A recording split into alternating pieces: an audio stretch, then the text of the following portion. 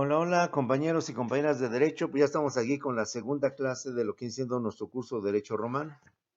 Estamos recordando algunos aspectos importantes de Roma por la trascendencia y la importancia que significa en lo que viene siendo, en lo que viene siendo su preparación de ustedes como abogados. Bueno, es que hemos visto el contexto histórico, el aspecto cultural de lo que fue Roma. Ahora vamos a ver lo que nos interesa propiamente dicho, porque entre las muchas aportaciones que Roma le hizo al mundo, sin lugar a dudas, la más importante, o al menos la que más se marca en la historia, es que Roma constituye la cuna o el origen del derecho. Es en Roma donde nace, donde surge lo que viene siendo el derecho. Roma, recordemos cómo transmitió toda su cultura y su lengua latina a todos los territorios conquistados, como fue España, Portugal, Italia y Francia. Esos países, a su vez, España conquista y traspasa su cultura a México y Latinoamérica. El latín, idioma oficial de Roma, se convierte en la lengua madre, del cual derivan el español, el italiano, el portugués y el francés. De ahí también el término de Latinoamérica desde México hasta Argentina. Una cosa son los países americanos, el continente americano, y otra cosa es los países latinoamericanos, ¿sí? Porque el continente americano pues es desde Alaska, Canadá, Estados Unidos, México, hasta Argentina. Esos son los países americanos o el continente americano. Pero dentro de esto está la subdivisión o la división de los países latinoamericanos. Y los países latinoamericanos son desde México hasta Argentina, incluyendo a Portugal. A Brasil. Porque en Brasil, acuérdate que fue el único país americano que fue conquistado por Portugal. En cambio, todos los demás países de México hacia Argentina fue España. Pero recuerda que tanto Portugal como España fueron conquistados por Roma y Roma le pasó a estos dos países el latín. Y una vez que estos países, España y Portugal, nos conquistan a nosotros, entonces ellos también nos pasan lo que viene siendo el latín y con ellos se constituye lo que viene siendo el español. No te olvide, por tanto, y reitero la tarea dentro de 8 días por mi correo, para efecto de situación continua, que busques un párrafo y te sugiero, se me olvidó en la clase anterior, que tan fácil es pues traducirlo. Ahora ya hay forma de traducirlo sin ningún problema. Pero la idea no es que me traduzcas un mensaje en italiano, un mensaje en portugués al 100%. La idea es que, dado que hay mucha similitud en las palabras, porque los dos idiomas o los 4 idiomas que te hemos mencionado tienen un mismo origen, entonces sobreentiende, se capta, se entiende más o menos lo que quiere decir ese texto. Entonces, ojo, mucho ojo. No quiero una reproducción literal al 100% con comas, puntos y lo que tú quieras. Lo que yo quiero, y espero me entiendas, es que solo te pido que en base a lo que te he dicho de las palabras de la semejanza entre el italiano, el portugués y el español, trata tú de interpretarlas y trata tú al menos, si bien no le das un sentido que yo creo que sí le puedes dar un sentido, pues al menos poner la palabra fulana significa la palabra perengana. Ejemplo, sanguini, sangre, hominem, hombre, populum, pueblo, misericordiam, compasión, misericordia. Y de esta manera, darte la idea de que estos idiomas, por ser parte del latín, pues tienen esa semejanza, esa cualidad. Y que nos permiten, sin estudiarlos mucho a profundidad, más o menos captar. De hecho, si algún día en la televisión o en una película escuchas a alguien que habla en latín, en italiano, en portugués, sobre todo, a mí se me facilitan estos dos, ¿eh? Se me complica mucho es el francés. Trata de entender algunas palabras, trata de captar algunas palabras y si las captas, o sea, si las entiendes. O sea, más o menos, sin decir, sin traducir al 100% y con toda una gran perfección el mensaje de la persona que está hablando, al menos tener una idea de qué es lo que está diciendo. Esa es mi intención de que se quede bien entendido este aspecto. No se trata aquí de que me traduzcas a la perfección, no, aquí esta no es clase de idiomas. Es simplemente entender aquellas palabras que dado su origen tienen una parecida al idioma español. Insisto, hominem, hombre. Hominem, latín. Español, hombre. Latín, sanguinis. Español, sangre. Otro más me acuerdo. Per cápita, el per cápita. Per cápita es en latín. En español es por cabeza. El ingreso per cápita. El ingreso por persona. El ingreso individual, el ingreso personal de los habitantes de una región, de un país. Y así por el estilo. Roma, compañeros, y el derecho. Sin embargo, el legado o la aportación más grande de Roma al mundo es el derecho. Eso, sin lugar a dudas. Y no porque necesariamente usted y yo hayamos estudiado derecho. Y no que nos sientamos ligados a este aspecto. Sino porque Roma divide al derecho en dos. El derecho romano o derecho de los romanos, el jus romanum, que se aplicaba solo a los romanos, es decir, a los ciudadanos de la antigua Roma. Derecho de gentes, el jus gentium, aplicable a todas aquellas demás personas que conforman la ciudad romana, pero que no tenían la calidad de ciudadanos. Recordemos, compañeros, que en Roma había desigualdad social. Recordemos que en Roma había clases sociales, los patricios y los plebeyos. Los patricios gozaban de todos los derechos, de todos los privilegios, y los plebeyos carecían o al menos tenían al 100% sus derechos o esos privilegios. Los patricios eran los únicos que podían aspirar a los grandes cargos públicos y a los grandes cargos eclesiásticos. En cambio, los plebeyos tenían limitado, es más, de hecho, no podían aspirar a ocupar los grandes cargos públicos o grandes públicos eclesiásticos. Y aquí tenemos el ejemplo que te decía hace rato. Jus romanum. Sabemos que jus es derecho, romanum, pues simplemente lo vinculamos con Roma, con romanos. Gentium. Gentium, inmediatamente vinculamos una palabra en español, gentes, gente, personas, sociedad, individuos, población. Entonces el jus gentium era el derecho de las gentes, de las demás personas que no tienen el carácter de ciudadanos romanos. Como eran los libertos, como eran los plebeyos y obviamente los esclavos. Perdón, los plebeyos no, los esclavos. Y el romanum, pues inmediatamente lo captamos, lo entendemos que viene o proviene de lo que viene siendo Roma. Vamos a ver la evolución o el desarrollo del derecho romano y la importancia de por qué, compañeros, el legado o la aportación más grande que Roma le hace al mundo es justamente la creación del derecho. Durante mucho tiempo en Roma se practicó el derecho consuetudinario, es decir, el derecho que se basa en la costumbre, en la oralidad. El derecho no escrito.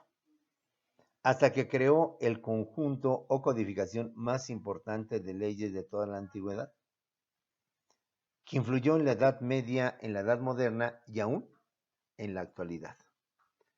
De todos los países, incluyendo a México, que siguen el sistema del derecho escrito, inspirándose en las normas del derecho romano. ¿Cuál fue el mérito de Roma? Que Roma deja de manejar el derecho consuetudinario, el common law. El derecho consuetudinario es el que se basa en las costumbres, en las tradiciones, pero que no tiene nada escrito, simplemente se basa en la costumbre. Entonces, el mérito de los romanos, independientemente de que Hammurabi o Hammurabi lo haya hecho con la antigüedad, como vimos en clase anterior, los egipcios lo hayan hecho también con el famoso libro de los muertos, entre otros más, o los hebreos con sus famosos 10 mandamientos y otros documentos más, es que la codificación que hizo Roma fue más compleja, te abarcó más temas, te abarcó más aspectos propios del derecho.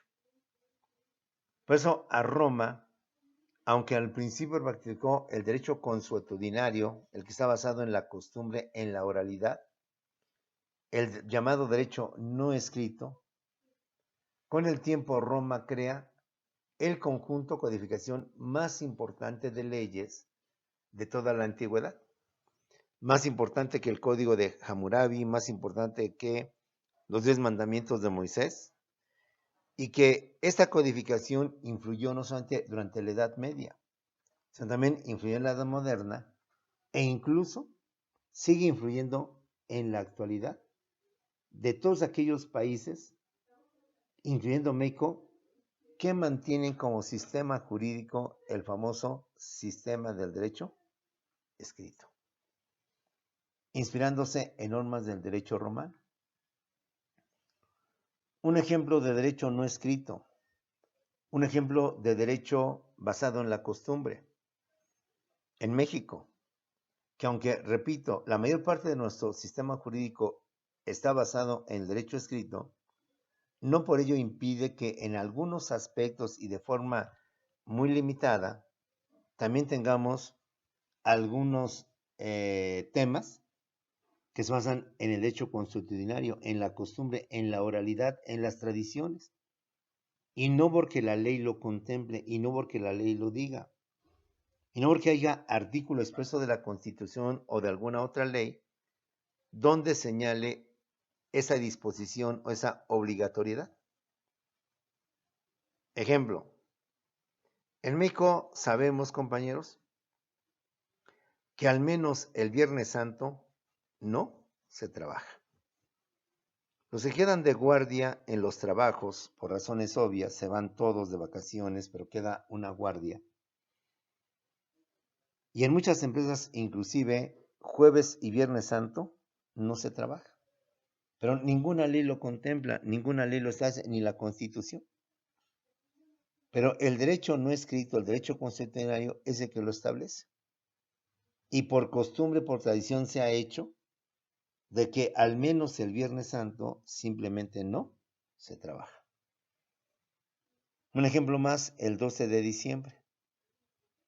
Principalmente en las fábricas, en las industrias donde están los obreros. No hay ninguna ley, ni la Constitución misma lo dice, ni el artículo 123, que el 12 de diciembre sea un día inhábil.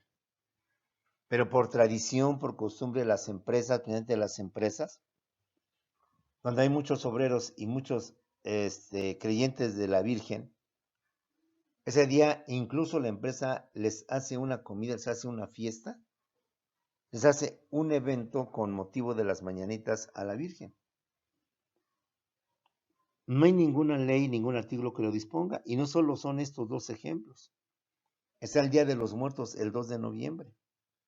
No hay ningún artículo expreso en nuestras leyes que diga que el 2 de noviembre es un día inhábil. Pero la costumbre de tiempo atrás ha hecho ya que este derecho consuetudinario, basado en la costumbre, basado en la oralidad, se mantenga e incluso llegue a veces a ser superior al propio derecho por escrito. Llega inclusive a tener mayor efectividad que el derecho por escrito. Entonces, como puedes ver, compañeros, aunque nosotros podemos jactarnos de que estamos basados en un sistema jurídico por escrito conforme a la normativa romana, no impide que lamentablemente, aunque en menor cuantía o en menor nivel, tenemos algunas disposiciones de common law, derecho consuetudinario. Y si nos vamos ahí, pues vamos a encontrar un montón de fechas más, donde también no hay ninguna ley, ninguna disposición que así lo establezca. Es más, si usted fue juicioso ahora que fue el 8 de marzo, que fue el Día de las Mujeres, ese día se estableció por costumbre, o el día 9, no recuerdo, pero bueno, con motivo de eso, que día las mujeres se proclamó el día, un día sin mujeres. Lo que significaba que las mujeres iban a dejar de ir a laborar, iban a dejar sus actividades para entender la importancia de la mujer dentro de la sociedad. No hay ningún artículo expreso que dijera que las mujeres tenían ese derecho. Pero por la costumbre ya se está haciendo casi obligatorio que el día, no solo el día 10 de mayo, sino ahora el 8 de marzo, se dé también como un día propio de la mujer donde la mujer no esté obligada a trabajar. Escuchaba al gobierno y algunas empresas que decían que por su parte ellos no iban a hacer nada, es decir, que si sus trabajadoras, sus empleadas, sus ejecutivas siendo mujeres, no iban a laborar ese día, no se les iba a llamar la atención, ni mucho menos se les iba a descontar, se les iba a respetar su decisión. Roma, con veros, tuvo el mérito, independiente de Hammurabi, independientemente de Moisés o de quien otro personaje, de codificar y de pasar de un sistema consuetudinario, de un sistema basado en la costumbre, en la oralidad, a un sistema jurídico por escrito, lo cual influyó para que hasta la fecha, una gran parte de países, incluyendo a México, sigan los lineamientos de lo que fijó Roma hace más de 2000. La ley de las 12 tablas. La ley de las 12 tablas fue la primera ley romana codificada o escrita y constituye la base de la legislación romana. Se publicó al principio en 12 tablas de madera y posteriormente en 12 planchas de bronce que se expusieron públicamente en el foro para que todas las conocieran y se evitaran malas interpretaciones. Por ejemplo, no permitían que los jueces dictaran sentencias arbitrarias. Es decir, que se limitaran al contenido de lo que decía la ley de las 12 tablas. Roma se distingue, como les vuelvo a repetir, por el sistema jurídico que emplea de derecho por escrito, no derecho en la costumbre, derecho basada en las tradiciones. Porque esa costumbre de transmitirse el derecho de generación en generación hacía que entonces el juez, al emitir una sentencia, pudiera cometer actos arbitrarios. Al no conocer las personas sus derechos, entonces también la autoridad podía cometer actos arbitrarios. Porque las personas en sí no conocían el derecho. Como todo era por costumbre, era por oralidad, pues difícilmente las gentes del pueblo que carecían de cultura o de conocimientos podían adquirir esto. Entonces Roma tuvo el mérito que para que los jueces no actuaran arbitrariamente, para que los jueces y sobre todo las personas supieran cuáles eran los derechos, los privilegios, las sanciones que se pudieran cometer en un momento determinado, Roma decide codificar todo su derecho consuetudinario. Roma decide codificar, posar por escrito todas sus disposiciones legales. De ahí que la ley de las 12 tablas fue la primera ley romana codificada o escrita y que constituye la base de la legislación romana. Se publicó al principio en 12 tablas de madera y posteriormente en 12 planchas de bronce, que se expusieron públicamente en el foro para que todas las conocieran y se evitaran malas interpretaciones. Por ejemplo, no permitían que los jueces dictaran sentencias arbitrarias. La otra codificación o el otro documento que expidió Roma fue el Corpus Juris Civilis, es decir, el cuerpo del derecho civil, que hoy entenderíamos como el Código Civil o el Código de Procedimientos Civiles. El Corpus Juris Civilis o cuerpo de derecho civil es la más importante recopilación de derecho romano y el texto más influyente de la historia. Se compiló por orden del emperador Justiniano.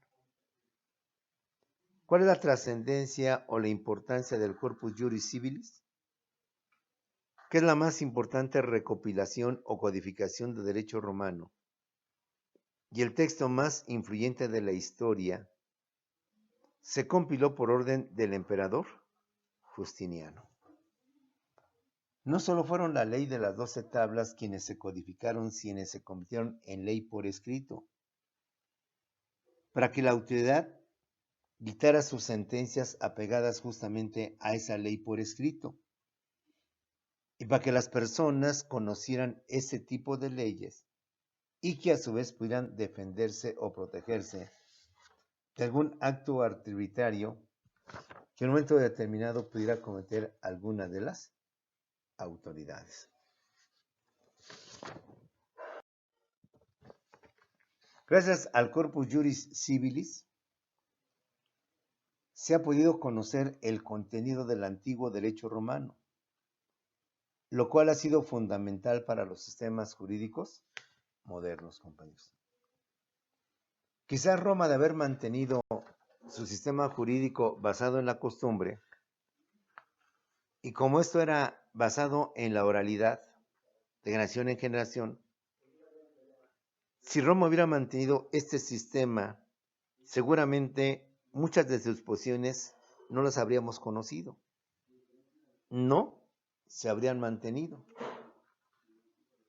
Pero el mérito de Roma, de las leyes de las 12 tablas y del Corpus Juris Civilis, es que al hacerse por escrito, al pasarse por escrito y dejarse constancia de ello, sobre todo la ley de las 12 tablas que fue plasmada en placas de bronce, difícilmente, o muy difícil para poderse destruir, para poderse acabar con ellas, es que es así como se mantiene el conocimiento de las disposiciones que Roma marcó, que Roma señaló. Como vimos en la clase anterior del curso de esta materia, muchas de las disposiciones tal parece que se cubrieron textualmente. Muchas posiciones o normas que establecía el derecho romano en aquel tiempo, después de más de 2000 años, y con eso en clase anterior, tal parece que se transcribieron literalmente a las leyes mexicanas tal como están. Entonces, ese es el mérito de Roma.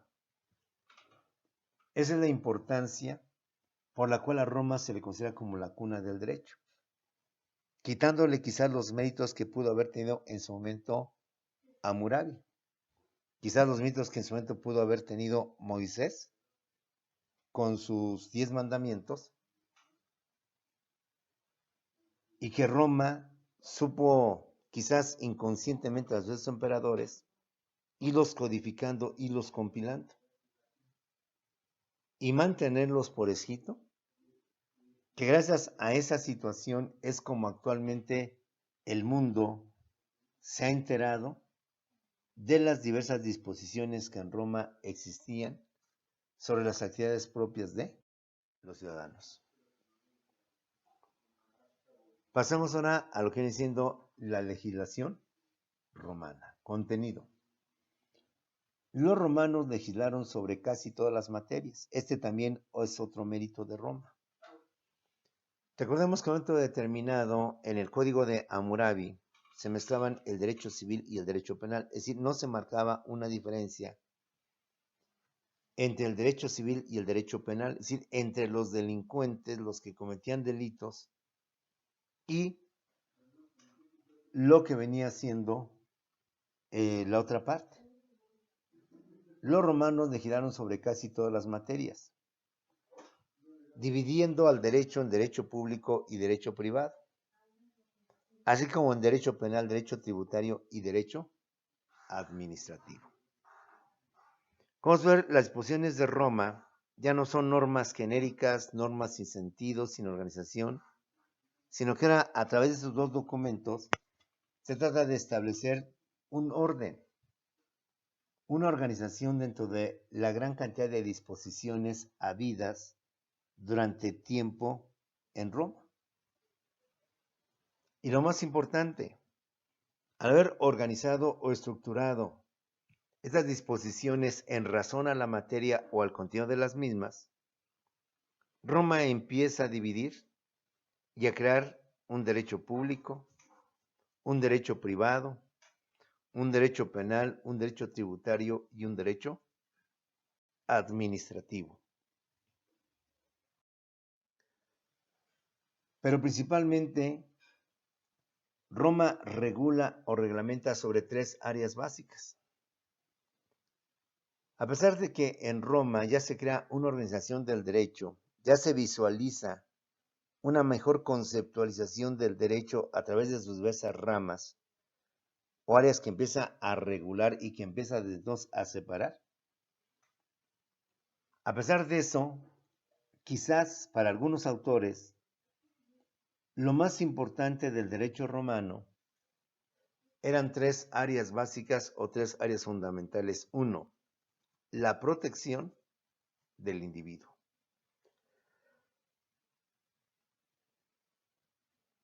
2, la protección de la propiedad privada y la defensa de las instituciones familiares y estatales. Roma aquí tiene otra virtud. Roma aquí tiene otro mérito. Aun cuando Roma, a diferencia de Hammurabi, que habla de derecho civil y derecho penal, Roma te ahonda más sobre el derecho. Ya no solamente te habla de un derecho civil y un derecho penal. Roma te habla ahora de un derecho público, de un derecho privado, de un derecho tributario, de un derecho administrativo. Pero en las áreas donde puso mayor énfasis o mayor cuidado para establecer sus leyes, es la protección del individuo, la protección de la propiedad privada. Recordemos que desde Roma ya se hablaba de la posesión y de la propiedad como parte fundamental de los derechos reales. Y cabe decir que actualmente en nuestro sistema jurídico, obviamente en lo relacionado con lo que es los bienes, la propiedad o el derecho patrimonial de las personas, se mantienen los conceptos de posesión y de propiedad. Porque recuerda, no es lo mismo la propiedad que la posesión. Hay personas que tienen la posesión, pero no tienen la propiedad. Y al revés, aunque parezca un galimatías, un juego de palabras, no lo es. Insisto, hay personas que tienen la posesión, que viven en el terreno, en el lugar, pero que no tienen la propiedad. Ahora, al revés, hay personas que tienen la propiedad, es decir, tienen la escritura pública ante notario, tienen el documento donde su padre o sus abuelos le dejaron como herencia ese terreno, esa propiedad. Por lo tanto, la persona tiene la propiedad del inmueble. Pero lamentablemente, él no vive en ese terreno, que al haber sido abandonado, ya hay unas personas lo están ocupando. Entonces, aunque la persona tiene la propiedad en la escritura pública, el título de propiedad que ampara que él es el propietario, tiene la propiedad, pero no tiene la posesión. Y al revés, las personas que llegaron a ocupar el terreno, la finca, al verla que nadie se encontraba dentro de la misma, que nadie la cuidaba, entonces deciden tomar su posesión para efectos de con el tiempo adquirir lo que viene siendo la propiedad. Ya Roma, con el y hoy lo vamos a profundizar, compañeros, ya visualiza lo que es la propiedad, ya visualiza lo que son los derechos reales, ya percibe lo que viene siendo la posesión. Ya empieza a darse cuenta que esta parte es importante dentro de lo que viene siendo el derecho romano. De igual manera, el sistema jurídico de Roma se distingue por la defensa de las instituciones, tanto instituciones familiares como las instituciones estatales o públicas. Roma, a través del derecho, protege a la familia. Hoy no te extrañe, compañeros, que dentro del Código Civil, en algunos estados, entidades federativas de la República Mexicana, sobre este tema de las instituciones familiares, se establecen disposiciones a favor de la mujer,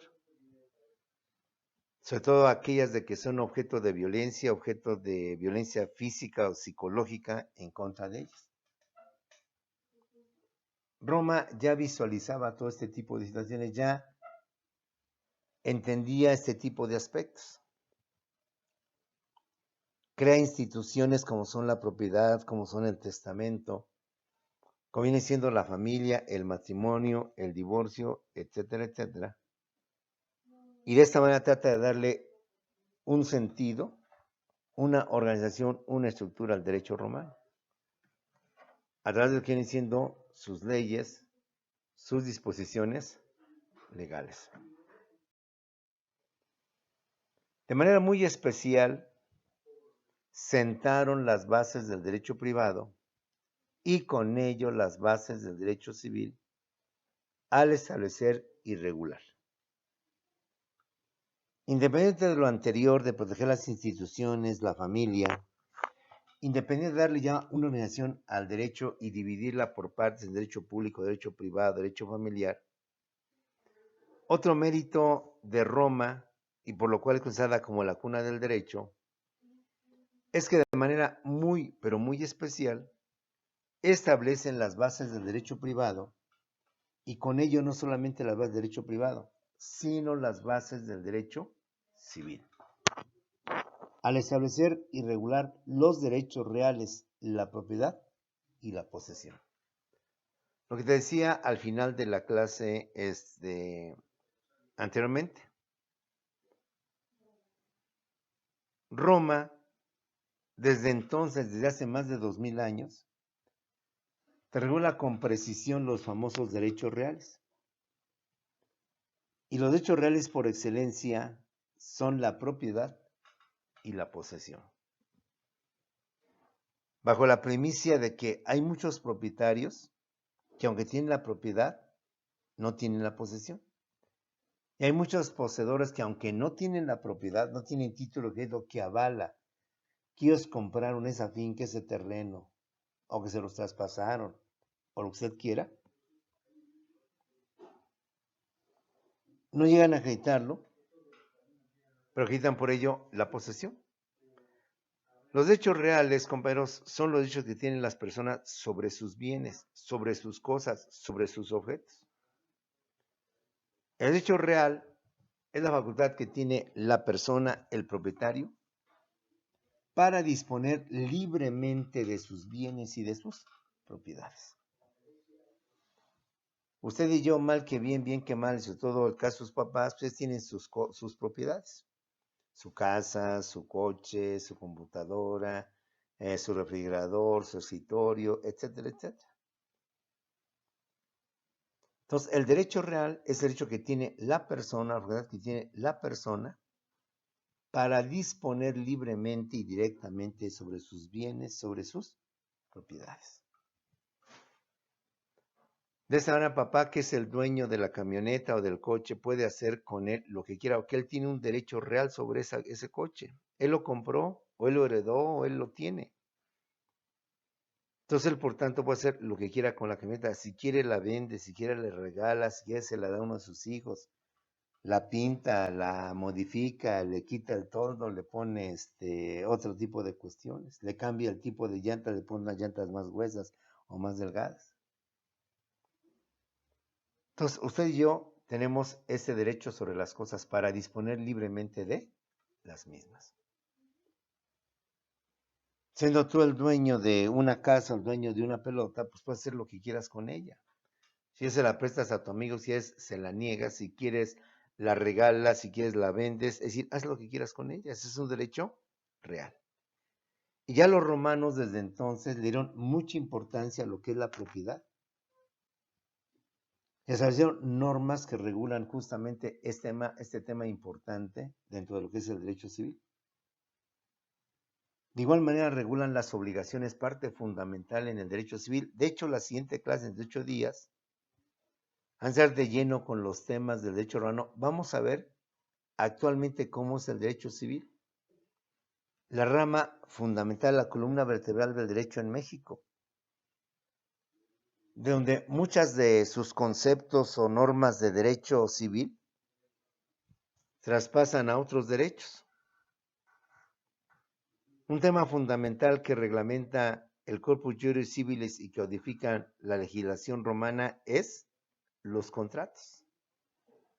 Los contratos son temas fundamentales en derecho civil, tratativos de dominio, tratativos de uso, de garantía,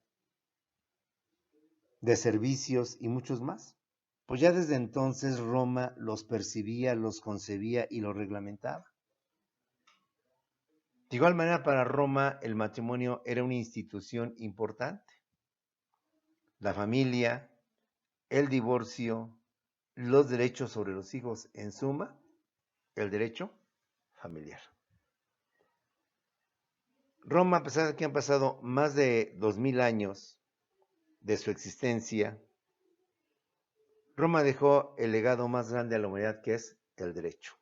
¿Cómo? Lo organizó, lo estructuró, creando lo que hoy conocemos como el derecho civil, el derecho público, el derecho privado y varios más. Roma cuidó y reguló precisamente tres aspectos, pero de manera muy, pero muy especial. Roma sentó las bases del derecho privado, con ello las bases del derecho civil, y con ello, compañeros, reguló algunos aspectos que incluso hasta la fecha constituyen los temas fundamentales de derecho civil, la columna vertebral de lo que viene siendo el derecho civil, compañeros.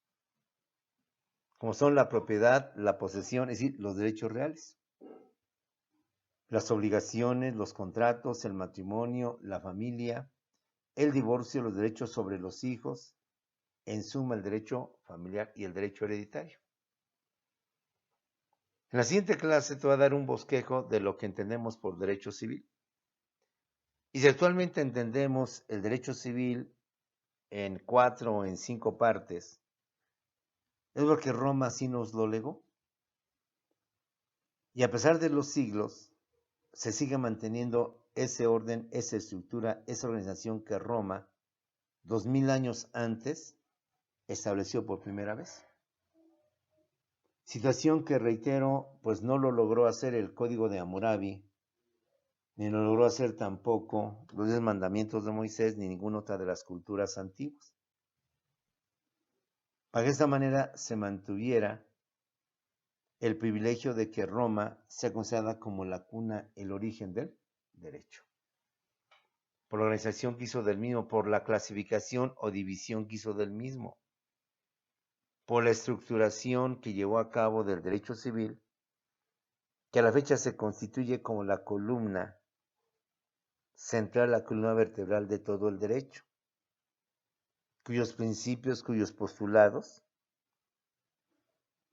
guían o sirven de pauta a todas las demás ramas del derecho, quienes para organizarse o estructurarse toman como base algunos conceptos, algunos términos propios del derecho civil para hacerlos suyos y manejarlos dentro de su área, dentro de su campo jurídico. Hemos hecho este pequeño repaso para recordar la importancia de Roma, de dónde viene Roma. Han pasado más de 2000 años en que Roma existió con todo su esplendor, con todo su poderío, y a la fecha, pues esa normatividad que erigieron o que crearon se sigue manteniendo. Y no solamente en Italia, que es por razones obvias lo que fue Roma, sino que en una gran parte del mundo, incluyendo México, es que nuestro sistema jurídico tiene sus fundamentos o tiene su base en lo que fue el derecho durante la época romana, tanto en su república como en su imperio, como en lo que viene siendo su monarquía. Pues jóvenes, vamos entrando poco a poco a los temas fundamentales del derecho romano, a los temas propios del derecho romano, principalmente el derecho civil, el derecho familiar, y que a la postre siguen aún permeando, no solo en México, sino en una gran cantidad de países que siguen justamente el derecho pobrecito de que Roma dejó desde entonces. Pues Nos vemos dentro de 8 días, jóvenes, con la clase, o si tenemos al rato Zoom, nos vemos en Zoom, para aclarar cualquier duda y no te olvide la tarea que te he dejado.